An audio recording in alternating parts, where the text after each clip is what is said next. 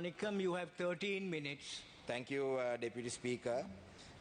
கடந்த வாரம் உங்கள் அனைவருக்கும் தெரியும், இந்த நாட்டிலே தமிழ் மக்கள், ஆயிரக்கணக்கான தமிழ் மக்கள் கொல்லப்பட்ட வாரம், முள்ளிவாய்க்கால் நினைவேந்தல் நடந்த வாரம்.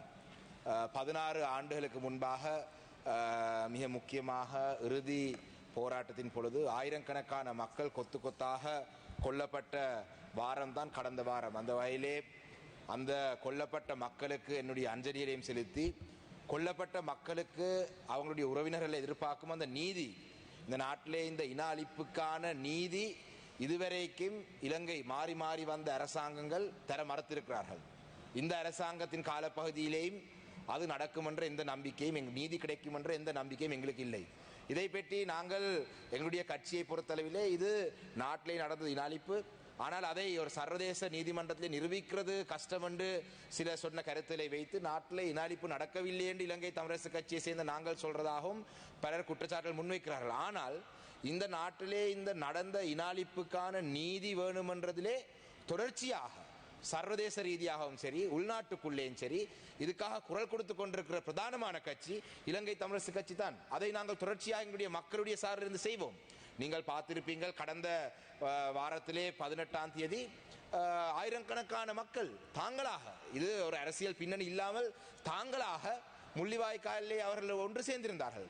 வடக்கு கிழக்கு தமிழர் தாயம் முழுவதும் எல்லா பிரதேசங்களிலும் முள்ளிவாய்க்கால் கஞ்சி கொடுக்கப்பட்டது. இதெல்லாம் அரசியல் பின்னணியிலே நடந்த விடயங்கள் அல்ல. எங்களுடைய மக்கள், கொல்லப்பட்ட மக்களுக்கு நீதி வேணும் என்றதிலே மிக உறுதியாக இருக்கிறார்கள். இதை நீங்கள் மறக்க முடியாது. அண்மையிலே கனடாவிலே ஒரு ஒரு ஒரு இந்த இன அழிப்பு சம்பந்தமான ஒரு சின்னம் உருவாக்கப்பட்டதன் பொழுது நான் பார்த்திருந்தேன், வெளிவிவகார அமைச்சர் கனடா தூதுவரை அழைத்து அதை பற்றி ஒரு விளக்கம் கொடுத்திருக்கின்றார். ஆனால் நடக்க வேண்டியது என்ன? இந்த நாட்டிலே தமிழ் மக்கள் கொத்து கொத்தாக கொல்லப்பட்டதா இல்லையான்றது உங்களுக்கு தெரியும்.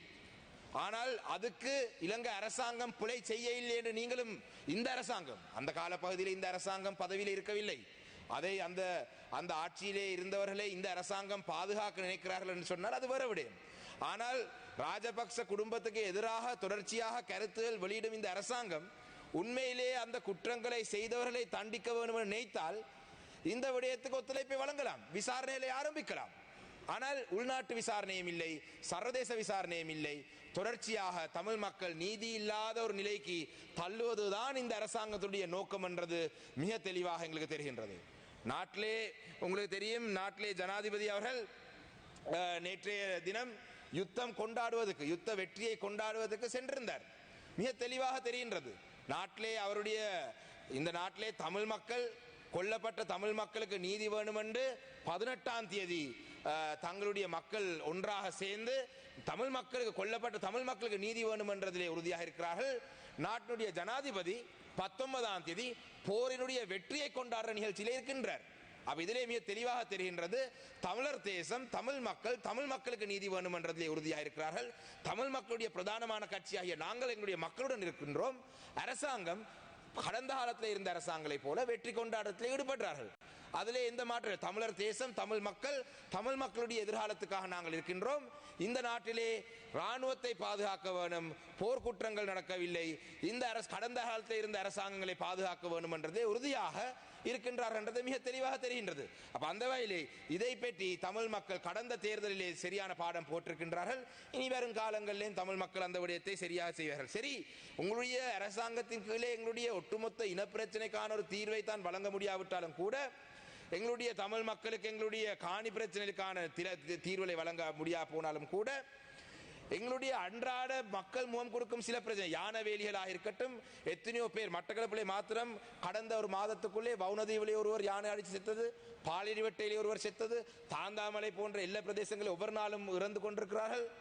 அந்த வகையிலே அதுக்கும் ஒரு தீர்வில் என்றது இந்த இடத்திலே கவலையாக சொல்லணும். ஆனால் I would like to acknowledge one thing that the President said in his speech yesterday. He mentioned that, at least in his speech he mentioned that it is not only the mothers from the south who are grieving the soldiers who were killed, but in the north and the east, that the Tamil mothers were also grieving the lost one, their loved ones who they lost in the last stage of the war. So I like to I'd like to acknowledge the fact that President has gone on to say that at the war memorial or whatever, victory memorial or whatever he has to, in that event. But one thing that I would like to say is the President mentioned about creating some Sri Lankan celebration day or something like that. I think Honorable Deputy Speaker, it was in the budget speech as well, where a new day was going to be allocated where all Sri Lankans get together and celebrate being Sri Lankan. I think that event can be scrapped now. We don't need that event anymore. Because it's very clear that the Tamil people on the 18th of May remembered their loved ones, remembered their dead. They continued the call for justice for the people that they lost, killed at the hands of the army on the 18th. And the President commemorated the war heroes as so-called war heroes of the South on the 19th. So it is very clear that there is a division between the Tamil nation and the Sinhala nation. Tamil nation on the 18th, they were on the streets remembering the loved ones who were killed. President on the other hand on the 19th. So I think Honorable Deputy Speaker, at your group meeting or whatever, when you get the opportunity, tell the President that let's not waste any more funds on trying to create a fake Sri Lankan day where clearly there is a division in this country. So having said that, there's one other thing that I would like to raise in this house about the land issues as well. I saw in the morning the minister in charge of agriculture and the Prime Minister were both engaging in exchange of words about this gazette that was issued about land.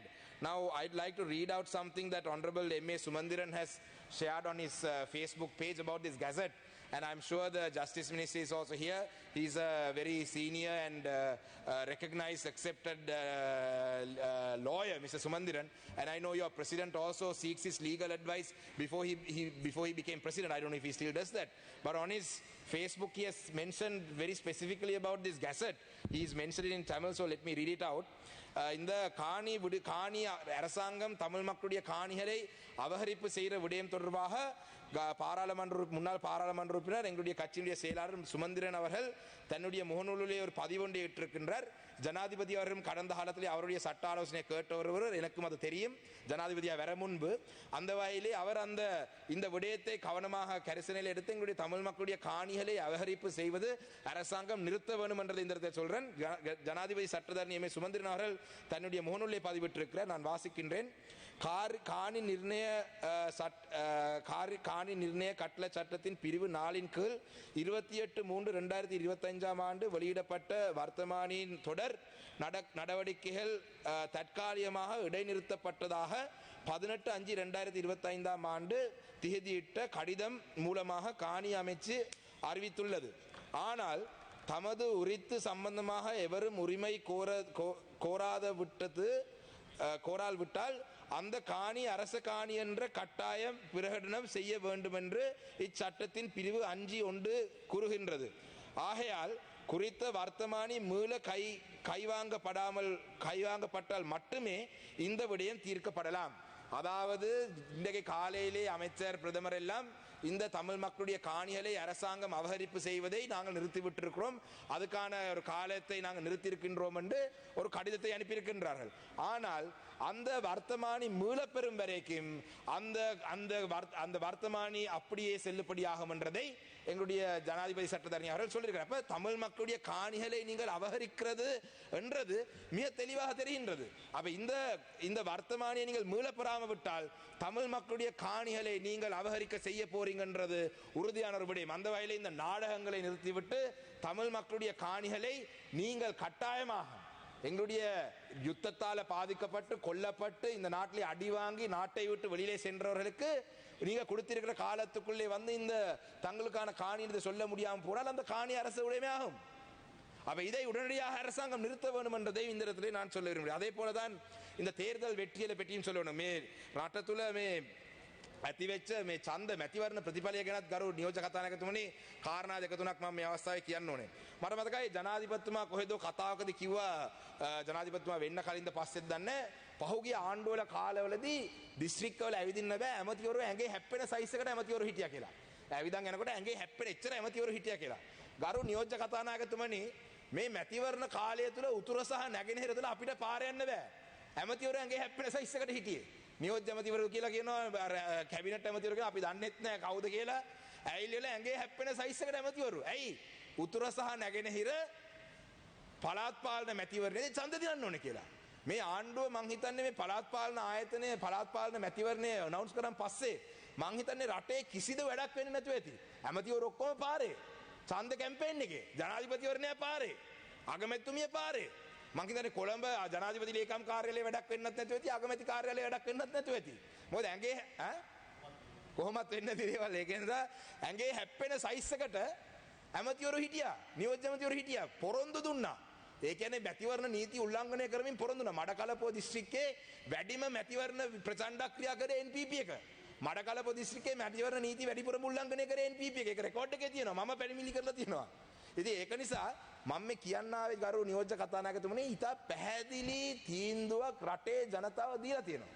උතුර සහ නැගෙනහිර විශේෂයෙන්ම එක ප්‍රාදේශ සභාවක් පිහිටවන්න බෑ. දෙමළ බහුතර ජීවත් වෙන ප්‍රදේශ එකක් පිහිටවන්න බෑ. එක ප්‍රාදේශ සභාවක් දින්නේ නැහැ. ඒකේ කොට්ටාසයක් දෙයක් දිනට එකක්වත් දින්න බෑ. ඉතින් ජනතාව ඉතා පැහැදිලි පණිවිඩයක් දීලා දෙනවා. උතුර නැගෙනහිර විතරක් නෙවෙයි. ලංකාවේ දකුණෙත් එහෙම තමයි. මට මතකයි පහුගිය රජයේදී Basil Rajapaksa Ramanikam, you have 2 more minutes. Thank you. BR එතකොට ඇවිල්ලා පාර්ලිමේන්තුවේ කිව්වා පොහොට්ටුව තමයි ඊටාම කෙටි කාලයක් ඇතුළත පළාත් පාලන ජනාධිපතිවරණ පාර්ලිමේන්තු මේ මැතිවරණ තුනම කෙටි කාලයක් තුළ ජයගත්ත පක්ෂ කියලා. ඉතින් එහෙම බැලුවොත් එහෙම දැන් මේ ආණ්ඩුවෙත් ඉන්නවා BR කෙනෙක්.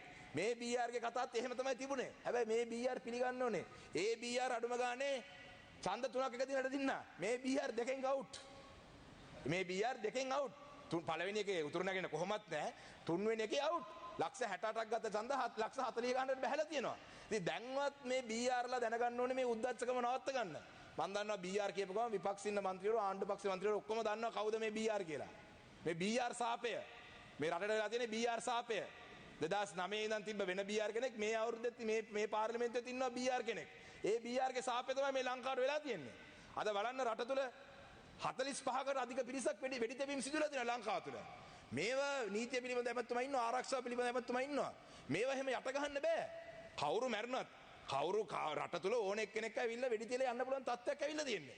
ඉතින් මේ උද්දච්චකම නවත්තලා දැන් හරි ඉතා පැහැදිලි පණිවිඩයක් රටේ ජනතාව දීලා තියෙනවා. ඉතා පැහැදිලි පණිවිඩයක් දීලා තියෙනවා. අපිත් කිසිම අවස්ථාවක් අපිත් කැමති මේ ඕනනම් ආණ්ඩුවත් එක්ක අපිට ආණ්ඩුවත් එක්ක කිසිම ප්‍රශ්නයක් නැහැ. ආණ්ඩුව විවේචනය කරන්න ඕනෙත් නැහැ. ආණ්ඩුව කරන ක්‍රියාමාර්ගයන් පිළිගත නොහැකි නිසා තමයි අපි මේ විවේචනය කරන තත්ත්වයට අවිල්ලා තියෙන්නේ. ඉතින් අපිටත් පුළුවන් අපිත් කැමති ඕනනම් ආණ්ඩුවත් එක්ක අපි විවේචනයේ විරාමයේ සටන් විරාමයකට එමු. හැබැයි උද්දච්චකම නවත්ත ගන්න. උද්දච්චකම නවත්තගෙන පරාජය බාර අරගෙන එන්න. මොකද එහෙම නැත්තම් මේ රට තුල දැන් බලන්න රටේ ජනාධිපතිවරයෙක් කොහේ හරි දැකලා තියෙනවද ගරු කතානායකතුමනි කොයි හරි කාලෙක ස්වාධීන කණ්ඩායම් කැඳවලා රැස්වීම තියෙනවා සභාව පිහිටවන්න. මොකද්ද මේ විහිළුව? රටේ ජනාධිපතිවරයෙක් සභාවන් පිහිටවන්න ස්වාධීන කණ්ඩායම මඩකලපුවෙත් එයිද දන්නේ නැහැ. හෙට අනිත් මොකද මඩකලපුවෙත් සමහර සභාවල ස්වාධීන කණ්ඩායම් ඉන්නවා. ඒගොල්ලන් එකතු කරගෙන NPP එකේ සභාව පිහිටවන්න එයිද දන්නේ නැහැ. මොකද ගරු නියෝජ්‍ය Ramanikam, your time is up. Thank you. ගරු නියෝජ්‍ය කතානායකතුමනි මේ අපි මේ ඉදිරිපත් කරන්නේ ඉතා පැහැදිලිවම අපි ඉතා පැහැදිලිවම කියනවා මේ රටේ ඉදිරි ගමන යන්න තව අවුරුදු 4ක මාරක ප්‍රමාණයක් පාර්ලිමේන්තුවට තියෙනවා. ජනාධිපතිතුමාට ඊට වඩා අඩු කාලයක් තියෙනවා. අපි කිසිසේත්ම මේ ආණ්ඩුවත් එක්ක ගැටුමක් ඇති කරගෙන මේ ආණ්ඩු පෙරලන්නේ උත්සාහ කරන්නේ. අපි මේ උත්සාහ කරන්නේ ආණ්ඩුව හරි පාරට ගේන්න. මොකද අපිටත් ඕනේ අපිට කැමති 3-2 බලයක් තියෙන ආණ්ඩුවක් තියෙන කාලේ අලුත් ව්‍යවස්ථාවක් සංශෝධනය කරලා මේ රට තුල permanent solution එකක් මේ ජනවාර්ගික අර්බුදයට ඇති කරගන්න අපිත් කැමතියි. හැබැයි ඒක කරන්න අකමැති නම් මේ මැතිවරණ පිටිපස්සෙම නැත්තම් මේ තගිෂ් behavior මේ ප්‍රචණ්ඩ විදිහට හැසිරෙලා උද්දච්චකමෙන් හැසිරෙන එක නම් ආණ්ඩුවේ ඉදිරි අවුරුදු 4ටත් තියෙන ගමන් මග මං හිතන්නේ අවුරුදු 4ක් කොහොමත් යන්න වෙන්නේ නැහැ. ඊට කලින් මේ ආණ්ඩුව කඩා වැටෙයි මේ විදිහටම ගියොත්. ඒක නිසා ගරු නියෝජ්‍ය කතානායකතුමනි අද මේ විවාදයට මම සම්බන්ධ වෙලා මම මේ කියපු කාරණා පිළිබඳව මං හිතන්නේ මේ ඉන්න ඇමතිවරු හොඳට අහුම්කම් දීලා ඕගොල්ලන්ගේ රැස්වීම් වල හරි කතා කරලා මේකට හොඳ වැඩපිළිවෙලක් ඉදිරි ගමනට ආරම්භ කරන්න. එහෙම නැත්නම් මේ විදිහටම නම් හැසිරෙන්නේ අපිටත් කරන්න දෙයක් නැහැ. අපිටත් ආණ්ඩුව විවේචනය කරන්න දෙයක් නැහැ. අපි සූදානම් උතුර සහ නැගෙනහිර සංවර්ධනය කරන බිලියන 75ක ඩෙවලොප්මන්ට් ෆන්ඩ් එකක් ගේන්න ජනාධිපතිතුමාට කතා කරලා තියෙනවා. අපි සූදානම් වැඩ කරන්න. හැබැයි උද්දච්චකම නවත්තගෙන පරාජය බාර අරගෙන සාමාන්‍ය මිනිස්සු වගේ ඉන්න මෙතන මේ BR ලගේ කටයුතු පොඩ්ඩක් මෙල්ල කරගන්න කියන එක තමයි කියන්නේ. බොහොම ස්තුතියි. Honorable Honorable Dr. Kaushalya Aryaratna, you have 10 minutes. ගරු නියෝජ්‍ය කතානායකතුමනි මම හිතනවා අද දිනේ අදාළ විවාදයට කලින් යම් කාරණා කීපයක් කියන්න අවශ්‍යයි. අද 2025 මැයි 20 දිනය අපි මේ මොහොතට වැදගත් වන යම් කාරණා කීපයක් කියලා මම ගැසට් එක ගැන කතා කරන්න බලාපොරොත්තු වෙනවා. අපි දන්නවා දශක ගණනාවක් සිවිල් යුද්ධයෙන් පස්සේ ශ්‍රී ලංකාව තුල